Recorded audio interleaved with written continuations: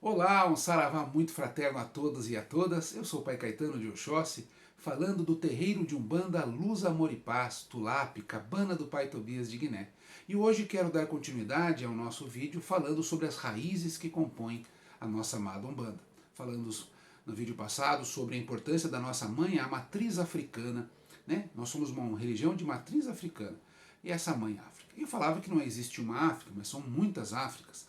Então, de quais Áfricas estamos falando que influenciam e influenciaram a formação da nossa Umbanda? E eu decidi começar com os Yorubás. Os Yorubás é um grupo étnico que são povos de várias subgrupos chamados Yorubá falantes. Então, um grupo que fala a língua Yorubá. Então, você vai ter os povos de Oió, de Ifé, de Queto e de uma enormidade de cidades que funcionavam como pequenos impérios. O grande e maior império conhecido do reino Yorubá foi o reino de Oió, que por muitos e muitos anos foi um espaço expandido na África setentrional, que é onde hoje existe a Nigéria, o Daomé, o Togo e alguns outros países nessa região como Níger, entre outros. Esses povos que ainda habitam lá, e não são a maioria em nenhum desses países que eu citei, mas são povos que são de uma característica importante, 21%, se não me falha a memória, da Nigéria, 6, 17% em Togo e no Daomé, respectivamente. Então existe um povo que existe uma identidade cultural, linguística e religiosa que são comuns.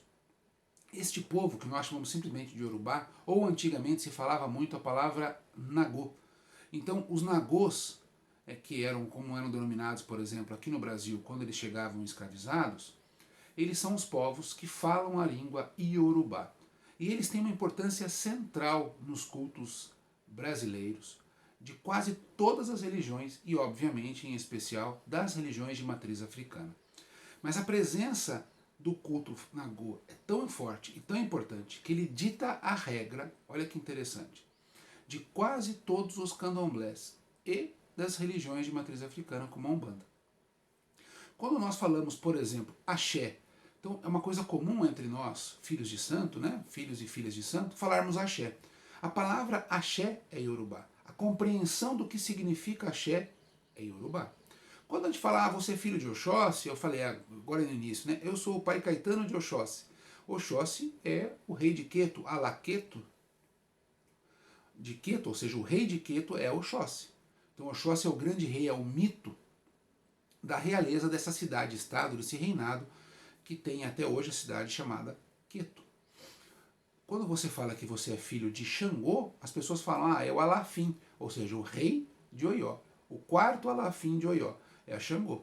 Então nós vamos descobrindo que existe uma relação muito intrínseca entre o povo Yorubá e a nossa compreensão de Deus, da espiritualidade.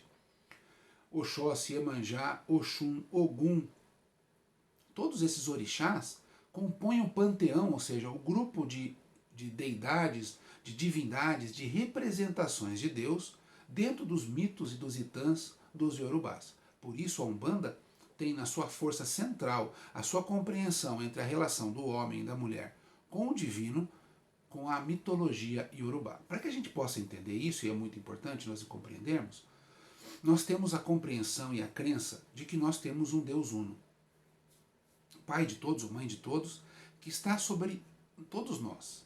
E é a anterioridade, aquele que não foi criado, ou incriado, ou a incriado.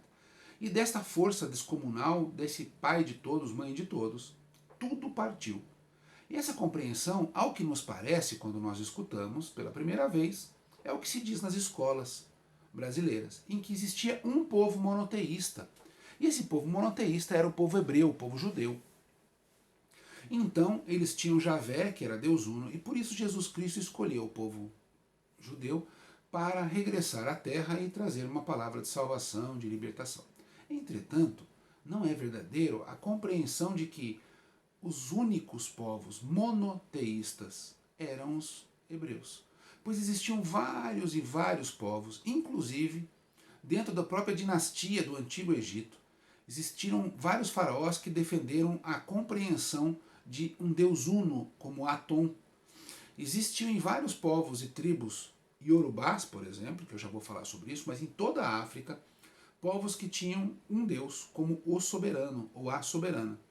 Na compreensão da cosmogonia, ou seja, da criação do universo, e da teologia iorubá, que é a compreensão de Deus, existe que apenas um é incriado. Então, antes de existir orixá, antes de existir o universo, antes de existir o sol, antes de existir tudo, existia só um, que era chamado de Olorum, ou Olodumaré, ou Olofim. Ele ou ela são a força que nunca foi criada, e a partir desta, tudo se criou.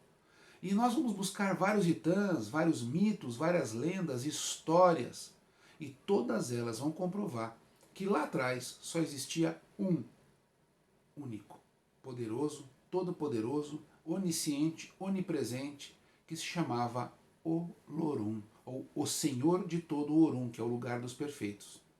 Olorum determinou que cada um dos seus primeiros criados, ou sejam, os orixás, criassem o universo. E para cada um deu uma tarefa. Deu tarefa para Ogum, deu tarefa para Nanã, deu tarefa... E assim a gente poderia falar várias situações em que o próprio Deus, ele não age diretamente na criação. Ele pede para esses seus primeiros filhos, chamados orixás, a criarem o universo. Por isso nós compreendemos que na Umbanda o orixá é o movimento de Deus, e não um Deus ou deuses, porque só existe um Deus. Essa compreensão está clara quando nós estudamos os povos de língua iorubá. Olorum, Olodumaré e Olofim, a trindade que formou o universo. Olha que interessante. Se nós pegarmos a mitologia hebraico-cristã, em especial o cristianismo, nós vamos descobrir que nós temos a Santíssima Trindade, Deus Pai, Deus Filho e Deus Espírito Santo. Essa trindade, ou seja, não existem três deuses, né? Existe só um, que é o Deus imanifesto, que é o Deus Pai. O Deus encarnado, que se fez filho para nos salvar, Jesus Cristo. E aquele que faz a comunicação entre o imanifesto e os seus filhos, que é o Espírito Santo. Para os iorubás existia a trindade divina. O Deus do infinito, que é o Olofim, o Deus da criação e o Deus de todos os universos, que é o Olorum, Olodumaré e Olofim. Se nós observarmos nos hindus, isso também vai encontrar. Nós vamos encontrar a trindade de Brahma. Brahma se divide em três: o Deus que cria, o Deus que mantém e o Deus que transforma. Krishna, Shiva e o próprio Brahma. Em vários lugares do universo, em vários lugares do mundo, a representação da criação de Deus acontece número 3 para o espírito e o número 4 para a matéria. Por isso nós falamos muito em 7, né? É a união do 4 com 3. Matéria, norte, sul, leste, oeste, terra, fogo, água e ar. E do Espírito. Deus Pai, Deus Filho, Deus Espírito Santo. Destruição, construção e manutenção. Luz, amor e vida. E assim a gente poderia continuar. Pretos velhos, caboclos e crianças. Então a compreensão disso vem dos iorubás, que influenciam de forma decisiva a nossa relação com o divino. Diz um mito iorubá muito antigo que o homem e a mulher viviam com os orixás e com Deus todos juntos, em festa, em alegria, mas o homem, por soberba e por orgulho, por vaidade e por egoísmo, disse que não precisava mais de Deus. Então Deus vai para o Orum e aqui fica o Aie. Nós estamos o tempo inteiro tentando mostrar que a gente aprendeu a viver sem orgulho, sem vaidade, não é isso? Que é a nossa ideia de iluminação, não é? Vencermos os nossos obstáculos, vencermos aquilo que nos faz pequenos e nos afasta de Deus. Essa compreensão, ela se parece com o cristianismo, ela se parece com o budismo, se parece com várias culturas orientais e ocidentais. Mas ela também é iorubá. Porque todo o desafio do ser humano é ser o orixá, é voltar a ser o orixá. Portanto, nós temos o orixá intrínseco em nós. Temos o potencial de sermos o orixá de novo. E essa compreensão, ela é fruto de nosso grande grupo étnico, dos nossos pais, das nossas mães, o povo iorubá. Essa compreensão é tão importante que ela dita a regra para toda a nossa compreensão de Umbanda. Todos os filhos de Umbanda, todas as filhas de Umbanda, trabalham diuturnamente para burilar o seu espírito, para entenderem que precisam vencer o egoísmo, o orgulho, a vaidade, para então ascenderem aos céus, por exemplo. Mas a gente fala Orum. ascenderem e serem orixá. Eu sempre digo assim, eu sou Caetano de Oxóssi. Luto constantemente para que o Caetano deixe de existir. E então eu me transforme em Oxóssi. Portanto, eu quero voltar a ser um com Deus. Que é este mito de regressar ao Orum, é um mito iorubá. É a luta cosmogônica e teológica da força dos iorubás. Esta é a grande e mais importante contribuição, mas existem várias outras dos iorubás. E eu quero falar com você no próximo vídeo.